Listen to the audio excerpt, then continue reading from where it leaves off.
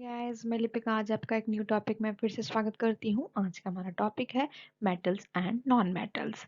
सबसे पहले हम ये जानने की कोशिश करेंगे कि मेटल्स क्या होते हैं एंड नॉन मेटल्स क्या होते हैं। तो चलिए स्टार्ट करते हैं इस वीडियो को। तो मेटल्स मेटल्स हमारे वो सारे धातु होते हैं, धातु को ही मेटल्स बोलते हैं इंग्लिश में। तो कोई भी चीज़ जैसे कि हमारे चमकती हुई चीज़ होती है वो मेटल्स होती है। जैसे यहाँ पे देखिए ये सब पाना वगैरह, ये सब जितने भी इंस्ट्रूमेंट है ये सब मेटल्स हैं। और ये एक आप देख रहे होंगे कि लोहे की रॉड है जो एकदम शाइनी मटेरियल की दिख रही है। ये सब मेटल्स हैं। और मेटल्स की फिजिकल प्रॉपर्टी, अच्छा फिजिकल प्रॉपर्टी क्या होती है? फिजिकल प्रॉपर्टी ना मतलब जो हमारा बाहरी खूबसूरती होता है, जैसे कि हमारे बाल कितने लंबे हैं, हमारी आंखें कैसे दिखती है, हमारा बॉडी टाइप कैसा है, ये सब को फिजिकल प्रॉपर्टी कहते हैं। तो चलिए मेटल का क्या है। तो मेटल्स आर सोनरस। सोनरस मतलब कि मेटल्स को अगर हम आवाज बजाते हैं, मेटल्स को अगर हम मेटल्स या किसी से टकराता है तो वो आवाज करता है। Metals are lustrous. Metals shiny surface के होते हैं, जैसे कि मैंने अभी आपको पुराने पिछले स्लाइड में दिखाया, एकदम शाइनी सरफेस होता है। मेटल्स आर हार्ड, वो टूटते नहीं हैं, बहुत ज़्यादा हार्ड होते हैं। Metals are malleable and can be make into thin sheets. जैसे एल्यूमिनियम फॉइल देखा होगा आपने, वो एल्यूमिनियम मेटल है। वो एल्यूमिनियम को हम फॉइल में कन्वर्ट करते हैं, एकदम थीन शीट्स में कन्वर्ट किया जा सकता है, तो उसको बोलते हैं मेलिएबल प्रॉपर्टी। तो मेलिएबिलिटी मेटल्स के अंदर होती है। उसके बाद की प्रॉपर्टी है डक्टाइल, डक्टिलिटी प्रॉपर्टी बोलते हैं इसको। हम इसको वायर्स में ट्रांसफॉर्म कर सकते हैं। जैसे कि गोल्ड होता है, गोल्ड मेटल को हम एक पतली पतली तार में हम उसको ट्रांसफॉर्म कर सकते हैं। ये मेटल्स की क्वालिटी होती है। And metals are high melting point and boiling point. Metals को गलाने के लिए हमें बहुत ज़्यादा आग की ज़रूरत होती है, हीट की ज़रूरत होती है। आपने देखा होगा लोहे को हमें पिघलाने के लिए बहुत ज़्यादा टेम्परेचर देना पड़ता है। And metals are good conductor of heat and electricity. Metals बहुत जल्दी हीट को एब्जॉर्ब करते हैं और इलेक्ट्रिसिटी भी मेटल्स के थ्रू पास होती है। Metals are solid in room temperature except mercury which is liquid at room temperature. Generally जो मेटल्स होते हैं ना वो रूम टेम्परेचर में सॉलिड फॉर्म में होते हैं, बट जो मर्क्यूरी है वो लिक्विड फॉर्म में होता है। कैसे? जो सॉलिड्स है जैसे हमारे गोल्ड हो गया, सिल्वर हो गया, जितने भी ऑर्नामेंट्स हम देखते हैं, आयरन हो गया, ये सब आप देखे होंगे सॉलिड फॉर्म में होता है। बट जो मर्क्यूरी है, हम थर्मोमीटर के अंदर आप देखे होंगे एक सिल्वर कलर का मटेरियल होता है, वो मर्क्यूरी होता है, वो लिक्विड फॉर्म में होता है। तो ये सब फिजिकल प्रॉपर्टीज हैं।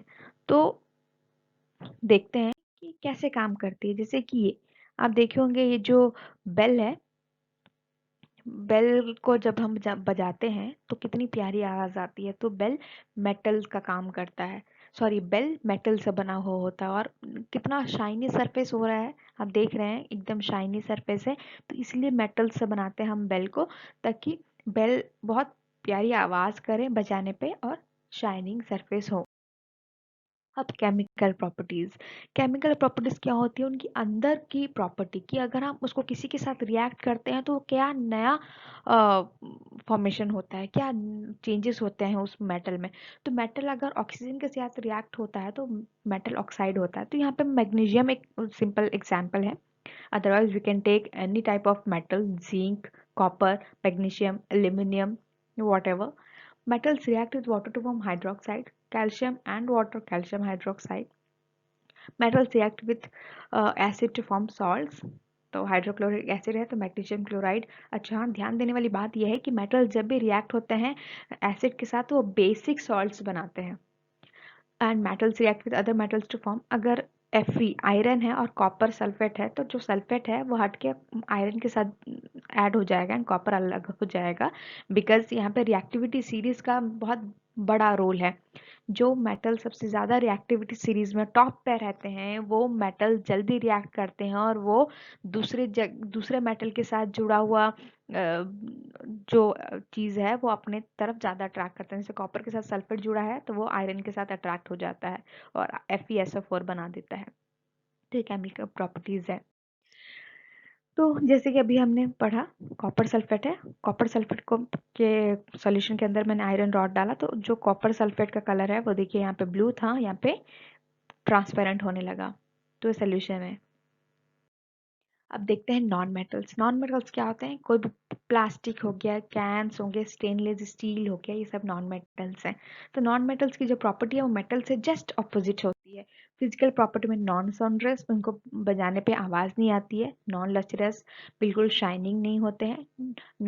नॉन डक्टाइल, मतलब उनको हम थीन वायर्स में कन्वर्ट नहीं कर सकते। मेलेबल नहीं होता तो हम उसको थीन शीट्स में कन्वर्ट नहीं कर सकते। वो बहुत सॉफ्ट होते हैं, ब्रिटल होते हैं, मतलब जल्दी टूट जाते हैं, और जैसे हल्के गर्म होने पे वो अपने आप को ट्रांसफॉर्म कर देते हैं। और bad conductor of heat and electricity होता है कि उनके अंदर से, उनके थ्रू इलेक्ट्रिसिटी पास नहीं होती है। इस वजह से जो रबर है, प्लास्टिक है, ये सब बैड कंडक्टर है। तो हम कोई भी चीज़, जैसे आयरन की कढ़ाई है, तो उसके जो हैंडल्स होते हैं वो प्लास्टिक के एबोनाइट रॉड के बने होते हैं, क्योंकि जो एबोनाइट रॉड है वो नॉन मेटल है और वो बैड कंडक्टर है, तो वो गर्म नहीं होता है।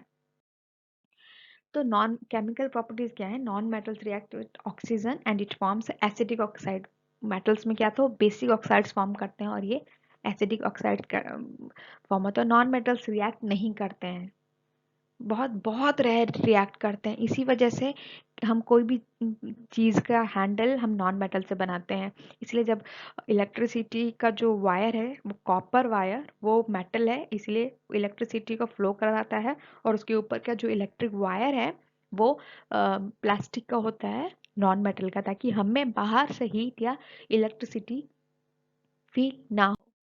तो ये रिएक्टिविटी सीरीज है। देखिए सबसे सबसे ज़्यादा रिएक्टिव होता है पोटेशियम, उसके बाद होता है sodium, calcium, magnesium, aluminium, zinc, iron, lead, hydrogen, copper, mercury, silver and gold.